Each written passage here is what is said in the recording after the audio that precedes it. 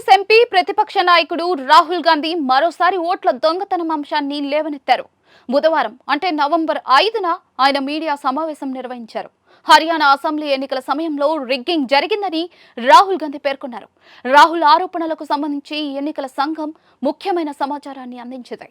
రాహుల్ కు ఏవైనా ఆందోళనలు ఉంటే ఆ సమయంలో ఆయన తన అభిప్రాయాలను తెలియజేయగలిగేవారని ఎన్నికల సంఘం పేర్కొంది. హర్యానాలో 90 అసెంబ్లీ స్థానాలకు సంబంధించి ప్రస్తుతం హైకోర్టులో 22 ఎన్నికల పిటిషన్లు మాత్రమే పెండింగ్ లో ఉన్నాయి. నిబంధనల ప్రకారం ఓటర్ల జాబితాలో లేదా ఎన్నికల్లో వ్యత్యాసం ఉందని ఏ పార్టీ అభ్యర్థి అయినా విశ్వసిస్తే అప్పీల్ దాఖలు చేయవచ్చు. కానీ కాంగ్రెస్ పార్టీ ఒక్క అప్పీల్ కూడా దాఖలు చేయలేదని కేంద్ర ఎన్నికల సంఘం స్పష్టం చేసింది. నిబంధనల ప్రకారం ఎన్నికల ఫలితాలతో ఒక అభ్యర్థికి సమస్య ఉంటే వారు హైకోర్టును ఆశ్రయించవచ్చు. హర్యానా ఎన్నికలకు సంబంధించిన 22 అప్పీళ్లు హైకోర్టులో పెండింగ్ లో ఉన్నాయి. ఎన్నికల కమిషన్ ఈ విషయాన్ని ప్రశ్నించింది.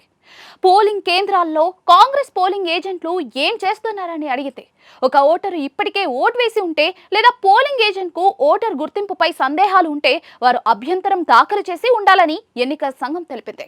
నకిలీ ఓటర్ల సమస్యపై ఎన్నికల సంఘం కూడా స్పందించింది.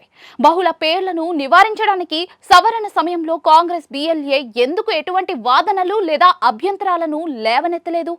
వీరు నకిలీ ఓటర్లు అయినప్పటికీ కూడా వారు బీజేపీకి ఓటు వేశారని ఎలా చెప్పగలమని ఎన్నికల కమిషన్ ప్రశ్నించింది.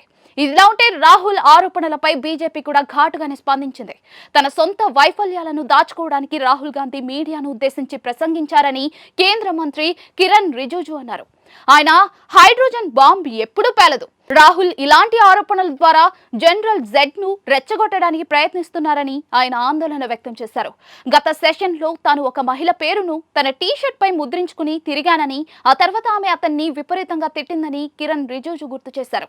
బీహార్ లో 2 రోజుల్లో ఎన్నికలు జరగనున్నాయి కాబట్టి తాను హర్యానా గురించి కథలు వింటున్నానని ఆయన అన్నారు. బీహార్ లో ఏం మిగలకపోవడంతో హర్యానా గురించి నకిలీ కథనంతో దృష్టిని మళ్లిస్తున్నారని కిరణ్ రిజిజు ధ్వజమెత్తారు.